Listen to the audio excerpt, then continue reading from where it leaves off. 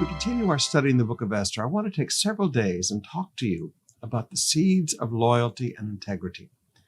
To this very day, every year in Israel, there is a Feast of Purim that is celebrated, and people dress up in funny costumes and they celebrate.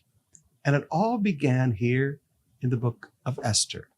Purim deals with lots that have been cast, and it's about the salvation of the Jewish race. And the whole story of this salvation of the Jewish race begins with a seed of loyalty and a seed of integrity. In Esther chapter 2, beginning with verse 21, one day as Mordecai was on duty at the king's gate. And notice the word on duty. King's gate. This is where decisions were made for the king. This is where things were brought for the king. The gate is a place of decision in the Old Testament. Two of the king's units, Bigthana and Teresh, who were guards at the door of the king's private quarters. So they had access. They guarded. He came by them every day and left in front of them every day. They guarded the doors to the king's private quarters. They became angry at King Xerxes and plotted to assassinate him.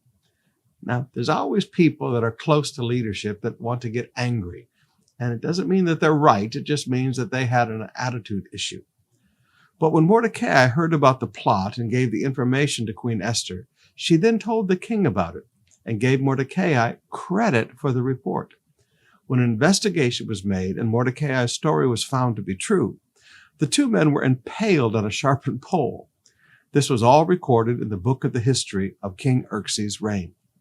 Now, every leader must recognize that things that you sow in life don't just affect you. They affect all the people that are under your leadership.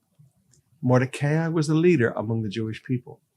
Esther, though the king didn't know she was a Jew, she was also a leader among the Jewish people. And as leaders among the Jewish people, decisions they made and seeds they sowed affected the people who followed their leadership. Now, I want you to notice, first we start with Mordecai. He was on duty. He was a man that recognized responsibility. He was a man that recognized, I'm not just a private individual, I'm on duty. I have responsibilities. There comes a point that every leader has to recognize, I'm not just a church member anymore, I'm a leader and I have responsibilities.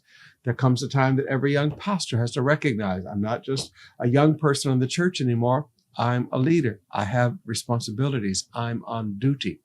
That you don't just live and make decisions and sow seeds as an individual. Now you're on duty. And these are leadership seeds that you are sowing. So here he is on duty, and Mordecai hears these two guys that had gotten a really bad attitude, and they were determined to kill King Xerxes. So what does he do? Does he say, you know what? I'm a foreigner in this land. I'm a leader among the Jewish people, but I'm a foreigner in this land. I'm not going to get myself involved. No. Does he sit back and think, Queen Esther has to walk by these guys all the time. I don't want to get involved. These guys might take it out on my niece. No. He recognized the right thing to do was to be a whistleblower. The right thing to do was to report this, that somebody's planning to kill the king, that somebody's planning to do something wrong.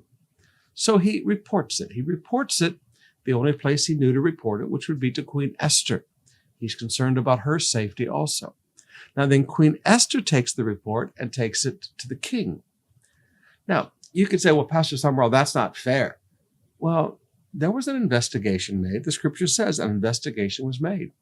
Reporting things that you see as a leader does not mean you're convicting somebody. It doesn't mean that you're judging somebody. It doesn't mean that you're doing something bad or wrong. It means that you are providing higher level leadership, information that they need so that a proper investigation can be done.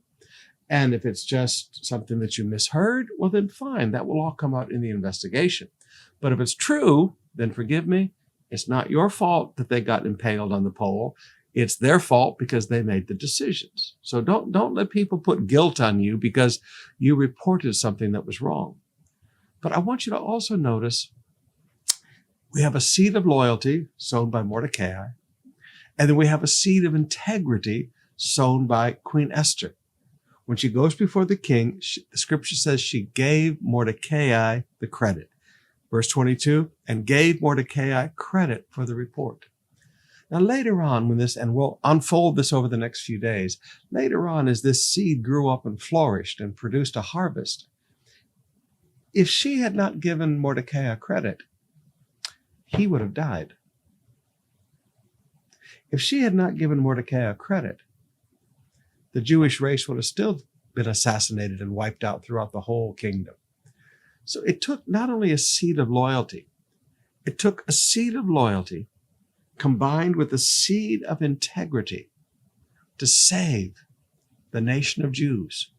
And the Feast of Purim is celebrated to this day. Now we'll pick up some more on this tomorrow, but it's a fascinating study.